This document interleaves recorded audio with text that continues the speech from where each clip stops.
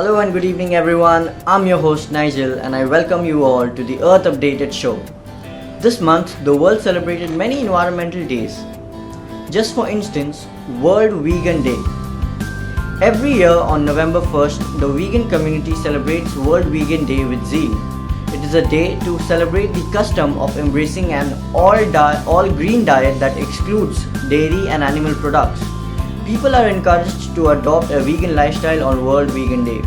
According to some notable vegans, the vegan lifestyle enhances human health, protects the well-being of animals, and aids in environmental protection. The year 2021 will mark the 77 years of World Vegan Day. International Day for preventing the exploitation of the environment in war and armed conflicts. Human lives are always lost in any kind of armed conflicts in any part of the world. While this aspect of the war is largely talked about, the consequences of war on the environment have not become a pressing issue for many. To raise awareness about this, the United Nations General Assembly declared on November 6th as the International Day for preventing the exploitation of the environment in war and armed conflicts on November 5th, 2001. In order to minimize the consequences of conflict and wars on the environment, as well as to spread awareness regarding the same. An International Jaguar Day was created to raise awareness about the increasing threats facing the jaguar or faced by the jaguar and the critical conservation efforts ensuring its survival from Mexico to Argentina. Observed annually on November 29th, International Jaguar Day celebrates the America's largest wildcat as an umbrella species for biodiversity conservation and an icon for sustainable development and the centuries-old cultural heritage of Central and South America. International Jaguar Day also represents the collective voice of jaguar range countries in collaboration with national and international partners to draw attention to the need to conserve jaguar corridors and their habitats as part of broader efforts to achieve the United Nations Sustainable Development Goals. And upcoming environmental days are International Cheetah Day and also Wildlife Conservation Day on the 4th of December, World Soil Day on 5th of December, and International Mountain Day on 11th of December. And moving on to green happenings from all around the world, first off we have, after 15 days of tense negotiations, an agreement was reached on Saturday by nearly 200 countries at the United Nations Climate Change Conference at Glasgow on how to address the growing crisis of global warming. Though the deal includes several key pledges including an agreement to reduce coal power and fossil fuel subsidies, many critics say the commitments do not provide enough support to developing nations that are disproportionately affected by global warming and are not aggressive enough to avert the worst impacts of climate change. Meanwhile, after record low monarch butterflies return to California, there is a ray of hope for the vanishing orange and black western monarch butterflies. The number wintering along California's central coast is bouncing back after the population, whose presence is often a good indicator of ecosystem health, reached an all-time low last year due to climate change, habitat destruction, and lack of good food due to drought, according to experts. From unofficial counting by researchers and volunteers shows that there are over 50,000 monarchs at overwintering sites. And lastly, Amazon sees the worst deforestation levels in 15 years. Deforestation in Brazil's Amazon rainforest has hit its highest level in over 15 years, official data shows. A report by Brazil's Space Research Agency found that deforestation increased by 22% in a year. The Amazon is home to about 3 million species of plants and animals and 1 million indigenous people. It is a vital carbon store that slows down the pace of global warming. And according to the latest data, some 3,235 square kilometers was lost during the 2020 and 21 period, the highest amount since 2006. Environment Minister Joachim Leit said the data represents a challenge and said we have to be more forceful in relation to these crimes. And that is all for Green News tonight, folks. We have a special guest on call for our show today, Ms. Gayatri Joshi, founder of EcoSansar, an engineer by education who was an IT networking whiz by profession and now a social entrepreneur.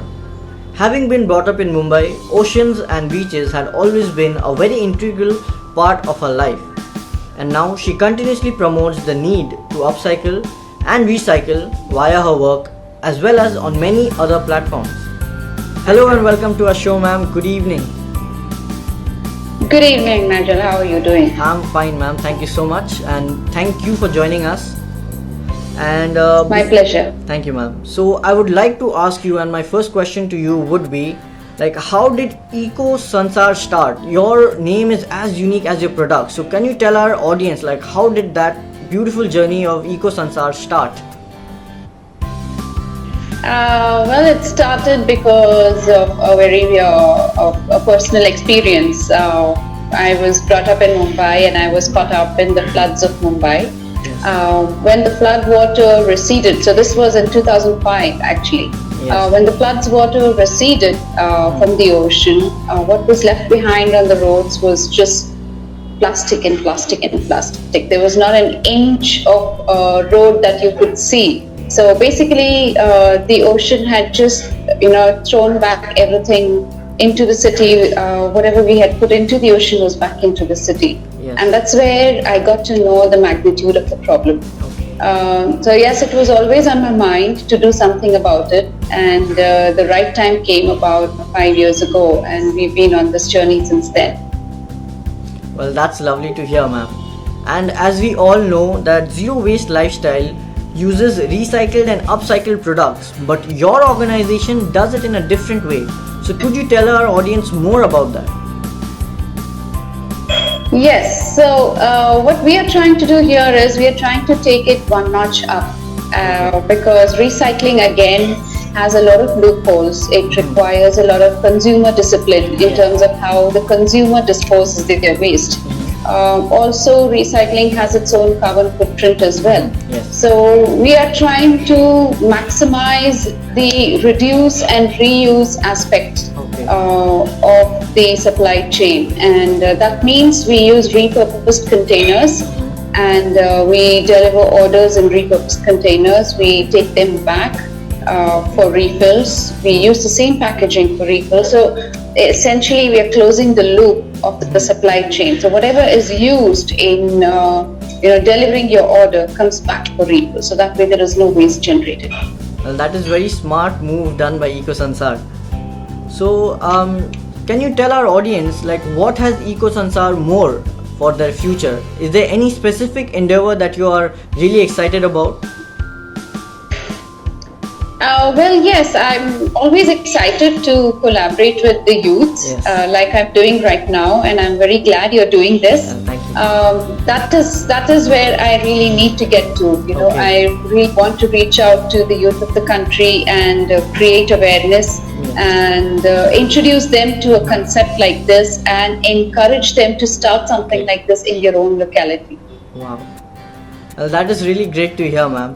So before I let you go, my last question to you would be, what is that one eco mantra that you would give to the youth of our generation?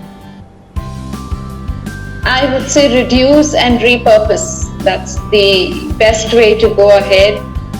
Don't fall into the traps of overconsumption. Think of what you need, and like Mahatma Gandhi had once said, the earth can provide for everybody's need, but not for everybody's greed. Yes. So keep that in mind.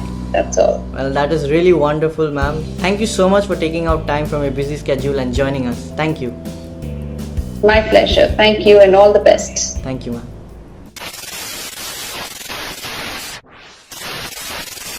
Hello everyone, I'm Mr. Green Mind and welcome back to Mr. Green Mind's workshop. Did you ever find dampness on your home walls or inside your cupboard? Well, today I've got the perfect gadget for you, which is a dehumidifier. So let's start making it. In order to make one, you will be needing one transparent plastic 400 gram takeaway food container without lid, one opaque plastic 500 gram takeaway food container with lid, 350 gram rock salt, a porous pouch or a fabric, candle and screwdriver or any other point pointed object.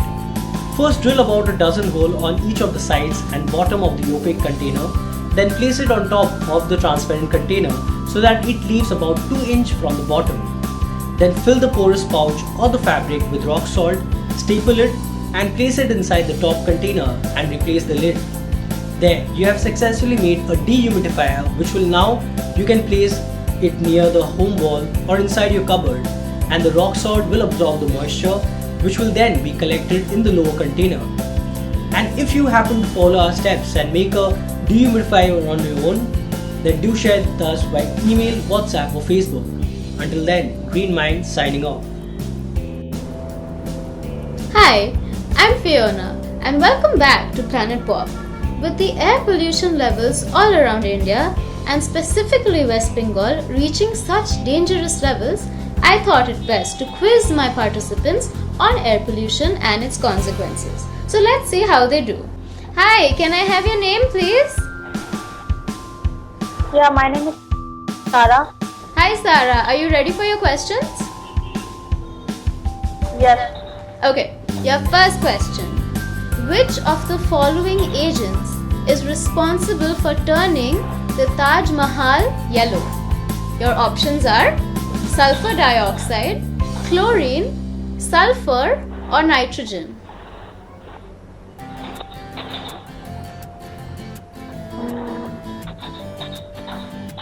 It's sulfur dioxide. That is correct. Okay, your second question. Which of the following diseases are caused by smog? Your options are rickets, bronchitis, breathing problems, or all of the above.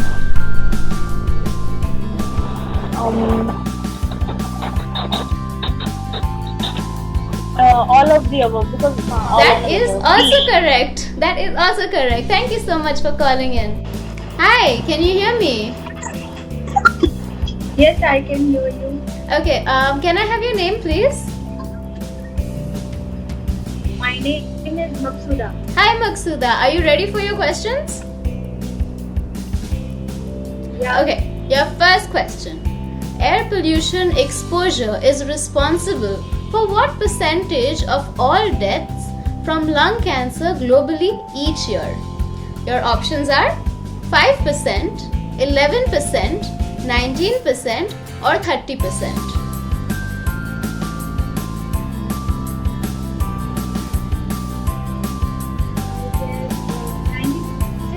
19% is correct. Alright, your second question. In case of pollution due to high ozone levels, one must take which of the following precautions?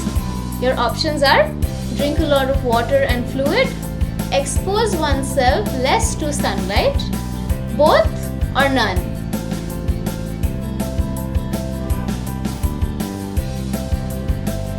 I guess A and B both. That is also correct. Thank you so much for calling in. Both our callers won prizes from earthsmiles.net. Well, that is all for today, folks. And remember, if you want to be on the show with me, just register on this number. I'll see you soon.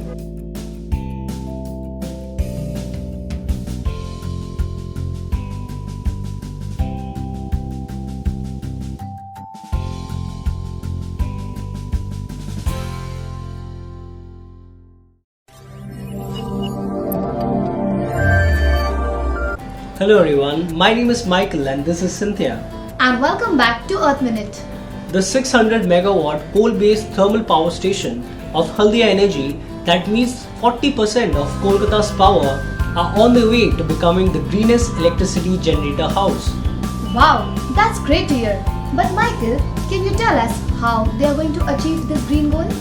Well, Cynthia, they have planted over 120,000 saplings of as many as 50 species of trees, shrubs and herbs on its premises. It has a herbal garden that contains 100 medicinal plants. There is also a butterfly conservation garden with over 50 plants that is now home to 30 species. That's quite impressive. But are they taking any other steps along the same line? Yes, the Haldia plant is also actively utilizing rainwater. Spread across 6,000 square kilometers, the rooftop has been especially developed for rainwater harvesting. The plant has one 30 kilowatt rooftop solar panel and 500 watt solar gardening lighting project. I must say that they are doing a brilliant job in becoming the greenest electricity generator house. And that is 1 minute, people. We will be back with more green news for you. Until then, stay safe and love the planet you're on.